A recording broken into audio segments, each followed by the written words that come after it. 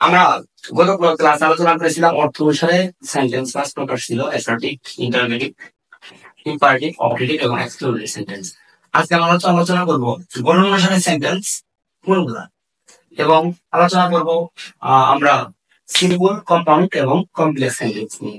অনেক স্টুডেন্টরা simple, compound এবং কমপ্লেক্স এই সেন্টেন্স গুলো নিয়ে একটু দ্বিধাদ্বন্দ্বে ভুগে। আমি আগে খুব সহজ ভাবে সিম্পল, কম্পাউন্ড এবং কমপ্লেক্স সেন্টেন্স নিয়ে আলোচনা করবো। আশা করি এই ভিডিওটা না টেনে যদি মনোযোগ সহকারে দেখা যায়, তাহলে সিম্পল, কম্পাউন্ড এবং কমপ্লেক্স সেন্টেন্স নিয়ে আমি আশা রাখি আর কোনো দ্বিধা থাকবে না।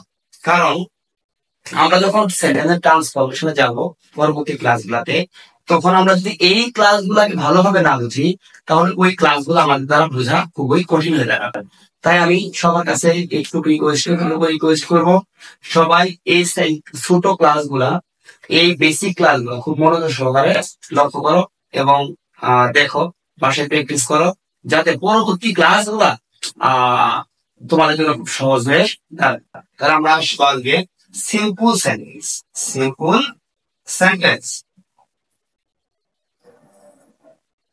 অর্থাৎ সরল বাক্য। সিম্পল সেন্টেন্স অর্থ হচ্ছে সরল বাক্য। কথাটা খুবই সহজ। সিম্পল সেন্টেন্স অর্থ হচ্ছে সরল বাক্য।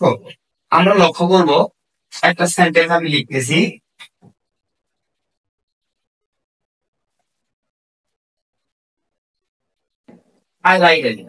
এখানে লক্ষ্য করি, এখানে একটা মাত্র সাবজেক্ট আছে একটা, এবং ভার্ব আছে একটা, এটা হচ্ছে ভার্ব।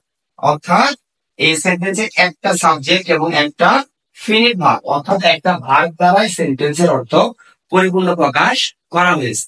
অতএব এটা হচ্ছে একটা সিম্পল সেন্টেন্স। আমরা এই এক্সাম্পলের মাধ্যমে কিন্তু বুঝতে পারতেছি সেন্টেন্সের সংজ্ঞাটা কেমন হবে। অর্থাৎ যে সকল সেন্টেন্সে একটি সাবজেক্ট এবং একটি ফিনিট ভার্ব থাকবে,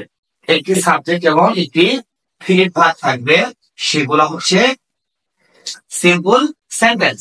এরকম হতে পারে, they go to school। এখানে আমরা যদি লক্ষ্য করি, এখানে একটা মাত্র সাবজেক্ট আছে এবং একটা মাত্র ফিনিট ভার্ব আছে। অর্থাৎ আমরা এখানে লক্ষ্য করতেছি এই সেন্টেন্সটা হচ্ছে একটা সিম্পল সেন্টেন্স বা সরল বাক্য, কারণ এই সেন্টেন্সটাও একটি মাত্র সাবজেক্ট এবং একটি মাত্র ভার্ব দ্বারা সেন্টেন্সের পরিপূর্ণ অর্থ প্রকাশ পেয়েছে। অতএব এটা একটা সিম্পল সেন্টেন্স। অতএব আমি একটু প্রত্যাশা করতে পারি যে আমরা তখন বুঝতে পেরেছি যে সিম্পল সেন্টেন্সটা কি। অর্থাৎ সিম্পল সেন্টেন্স হচ্ছে যে সকল সেন্টেন্সে একটি মাত্র সাবজেক্ট এবং একটি মাত্র ফিনিট ভার্ব থাকবে, সেটা হচ্ছে সিম্পল সেন্টেন্স। এখন যদি আমরা আসি কম্পাউন্ড সেন্টেন্স,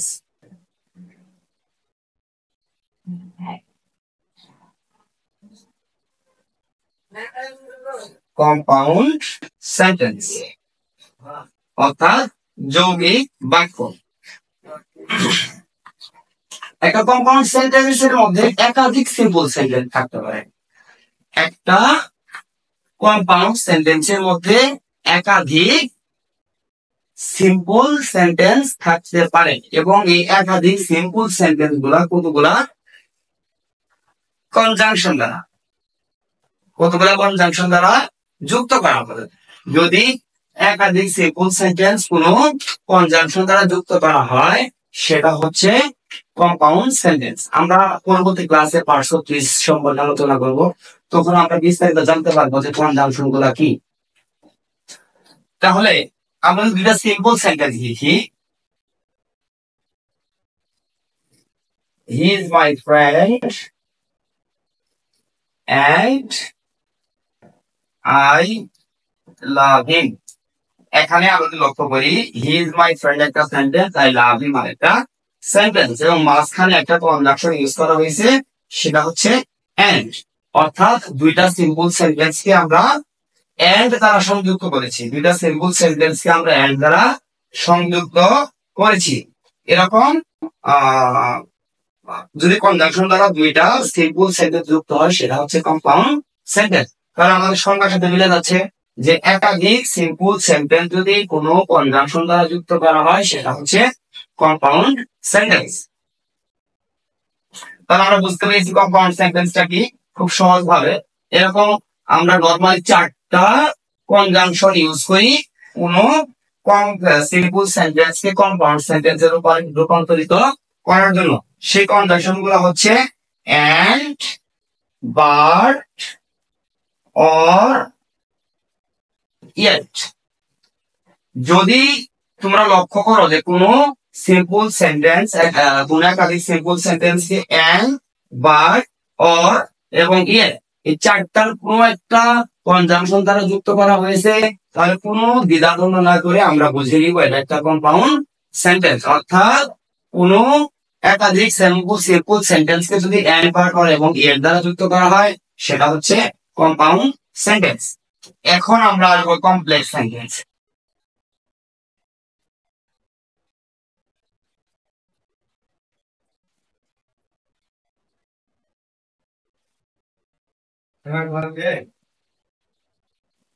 কমপ্লেক্স সেন্টেন্স অর্থাৎ জটিল বাক্য। এর অর্থ হচ্ছে জটিল বাক্য। আমরা যদি এর আগে পড়তাম তাহলে আমরা বুঝতাম যে কনজাংশন কোন সংখ্যার দিকে লক্ষ্য করি। যদি কোনো সেন্টেন্সে একটি প্রিন্সিপাল ক্লোজ এবং একাধিক সাব অর্ডিনেট ক্লোজ থাকে। আবার শোনো, যদি কোনো সেন্টেন্সে একটি প্রিন্সিপাল ক্লোজ এবং একাধিক সাব অর্ডিনেট ক্লোজ থাকে সেটা হচ্ছে কমপ্লেক্স সেন্টেন্স। এই সেন্টেন্স গুলো কিছু কিছু কনজাংশন বা ওয়ার্ড দ্বারা যুক্ত করা থাকবে। আমরা একটু লক্ষ্য করলে বুঝতে পারবো। আমরা একটা সেন্টেন্স লিখি যে since he was awake he does not attend the competition। এখানে একটি প্রিন্সিপাল ক্লোজ এবং আরেকটি সাবঅর্ডিনেট ক্লোজ আছে। এরকম একাধিক সাবঅর্ডিনেট ক্লোজও থাকতে পারে, কিন্তু প্রিন্সিপাল ক্লোজ থাকবে একটাই। একটা প্রিন্সিপাল ক্লোজ এবং একাধিক সাবঅর্ডিনেট ক্লোজ যদি কোনো সেন্টেন্সে থাকে আমরা বুঝে নেব সেটা হচ্ছে কমপ্লেক্স সেন্টেন্স। এখানে এই সাবঅর্ডিনেট ক্লোজটাকে যুক্ত করা হয়েছে কি দ্বারা? সিন্স দ্বারা। অর্থাৎ এরকম কিছু ওয়ার্ড আছে যেগুলো দ্বারা আমরা চিন্তা করবো এগুলা হচ্ছে কমপ্লেক্স সেন্টেন্স। অর্থাৎ আমরা আরো সহজভাবে বলতে পারি কম্পাউন্ড সেন্টেন্সের and, but, or, yet ছাড়া যদি অন্য কোনো ওয়ার্ড দ্বারা কোনো সেন্টেন্সে যুক্ত করা হয় সেগুলো আমরা সহজভাবে বুঝে নিব এগুলো হচ্ছে কমপ্লেক্স সেন্টেন্স বা জটিল বাক্য। এরকম আমি কিছু ওয়ার্ড লিখেছি যেগুলো দ্বারা আমরা খুব সহজেই বুঝতে পারবো যে সেন্টেন্সটা কমপ্লেক্স কি না। কিন্তু সর্বোপরি আমরা লক্ষ্য রাখবো কোন সেন্টেন্স যদি একটি প্রিন্সিপাল ক্লোজ এবং একাধিক সাবঅর্ডিনেট ক্লোজ থাকে সেটা হচ্ছে কমপ্লেক্স সেন্টেন্স।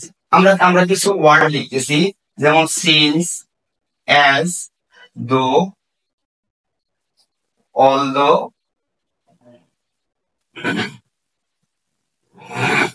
Till, until. এরকম ওয়ার্ড থাকতে পারে যে ওয়ার্ড গুলা সিন্স, যে ওয়ার্ড গুলা and, but, or এবং yet এর বাইরে। এই চারটা ওয়ার্ড ছাড়া যদি তার কনজাংশন ছাড়া অন্য কোনো ওয়ার্ড দ্বারা কোনো সেন্টেন্সে যুক্ত করে তাহলে আমরা খুব সহজে আইডেন্টিফাই করতে পারবো এটা একটা কমপ্লেক্স সেন্টেন্স। কিন্তু আমাদের সর্বোপরি খেয়াল রাখতে হবে যে কমপ্লেক্স সেন্টেন্সে একটি প্রিন্সিপাল ক্লোজ এবং একাধিক সাবঅর্ডিনেট ক্লোজ থাকবে। অর্থাৎ একটি প্রিন্সিপাল ক্লোজ এবং একাধিক সাবঅর্ডিনেট ক্লোজের সমন্বয়ে কমপ্লেক্স সেন্টেন্স গুলা তৈরি হয়। তাহলে আমরা খুব সহজেই বুঝতে পারলাম যে সিম্পল সেন্টেন্স কি, কম্পাউন্ড সেন্টেন্স কি এবং কমপ্লেক্স সেন্টেন্স কি।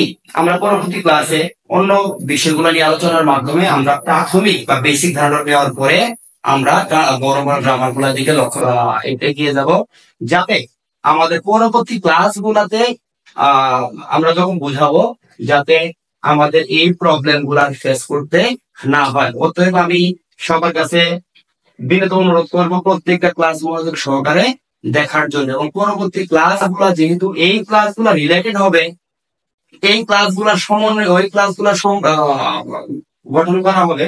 অতএব আমি মনে করি এই ক্লাসগুলো খুবই খুবই খুবই গুরুত্বপূর্ণ প্রত্যেকটা স্টুডেন্টের জন্য।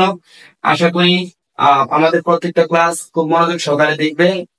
এই প্রত্যাশা ব্যক্ত করে সবার কাছে লাইক, শেয়ার, কমেন্ট করার মাধ্যমে পেজটাকে ছড়িয়ে দিয়ে সব স্টুডেন্টদের উপকার করার মন মানসিকতা নিয়ে সবাই এগিয়ে যাব।